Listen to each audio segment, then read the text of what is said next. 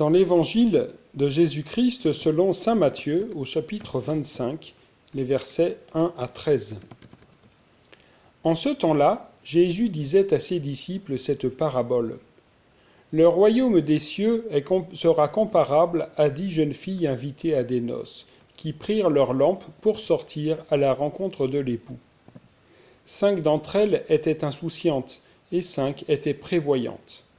Les insouciantes avaient pris leurs lampes sans emporter d'huile, tandis que les prévoyantes avaient pris avec leurs lampes des flacons d'huile. Comme l'époux tardait, elles s'assoupirent toutes et s'endormirent. Au milieu de la nuit, il y eut un cri.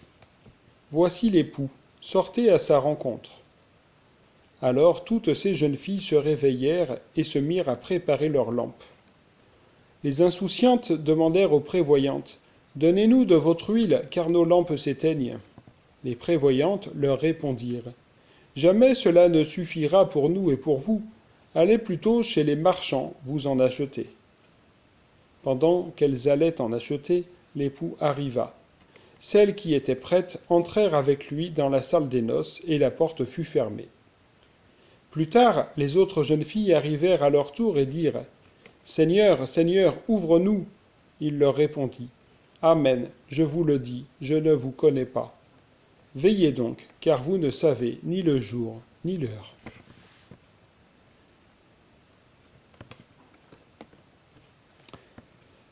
Chers frères et sœurs, il me semble que nous avons rajeuni de quelques mois, comme lorsque j'étais en terre romanaise et qu'avec mon confrère Stéphane, nous retransmettions la messe par Internet.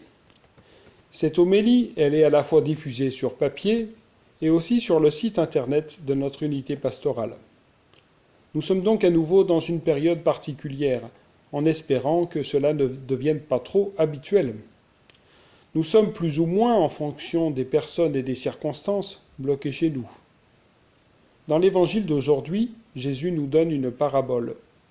Nous le savons, une parabole, ça sert à décoder un message que le Christ veut nous donner. Dans cette parabole, nous avons 10 jeunes filles, la moitié d'entre elles sont prévoyantes, l'autre moitié insouciantes. Et forcément, ce qui devait arriver arrive. Les insouciantes se retrouvent dans la panade, et n'ont plus d'huile pour leurs lampes. Et vu que les prévoyantes ne peuvent les dépanner, elles partent et manquent leur rendez-vous avec l'époux qu'elles attendaient. Dommage. Alors spontanément, je me suis dit, eh ben voilà, c'est comme ce nouveau confinement. Est-ce que nous l'avions senti arriver? Est-ce qu'on l'avait prévu? Étions-nous insouciants ou prévoyants? Avait-on prévu, comme tant de monde, paraît-il, suffisamment de riz, de pâtes, d'avance? Est-ce qu'on s'était mis quelques DVD d'avance pour occuper le temps pendant lequel on est fermé chez soi? Être insouciant ou être prévoyant, n'est-ce pas cela? Mais quand même, pensez-vous que le riz, les pâtes ou les DVD sont la question la plus importante à se poser, en lien avec cet évangile, dans l'époque dans laquelle nous vivons? Je ne crois pas. La question n'est pas là. Comme vous l'avez sans doute remarqué dans cette parabole, on nous parle de noces et d'époux. De quelles noces s'agit-il? De quel époux s'agit-il? Au jour de notre baptême a été célébrée une alliance entre le Seigneur et nous.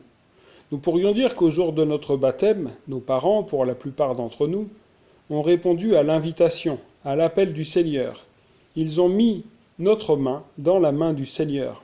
La voilà cette alliance. Elle est belle, elle est bonne. Et nous savons que cette alliance, elle est à renouveler et à vivre chaque jour.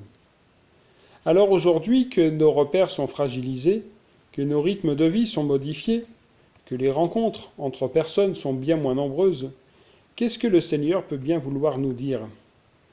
Je voudrais suggérer 3 pistes de réflexion, en lien avec le double commandement que Jésus rappelle dans l'évangile que nous avons entendu il y a 2 semaines. Le lien à Dieu. Profitons de ce rythme inhabituel pour méditer la parole, pour partager avec ceux avec qui je loge cette parole. Profitons aussi pour une vie de prière différente. Le lien aux autres, à son prochain. Et là, nous pensons à la solidarité, au soutien mutuel, et d'une manière particulière à ceux qui sont plus fragiles. Le lien à soi-même, enfin. N'ayons pas peur de nous demander ce qui serait bon pour nous. Ce n'est pas de l'égocentrisme que de prendre soin de soi.